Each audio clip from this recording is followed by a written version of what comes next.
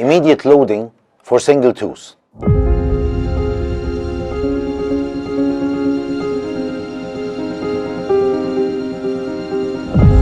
Why immediate loading? What is the scientific background of البروسيجر ده؟ ازاي بنعمله وبنتعامل مع الموقف ده surgically and prosthetically? What does it mean to understand and follow the chamber concept and its benefits? لما بنحط الامبلانت في السوكت هنتكلم مع بعض what type of implant do we use? What type of connection? Do we place our implant equi, supra or subcrestal? And the benefits and contraindications of each. يعني ايه prosthetic soft tissue management?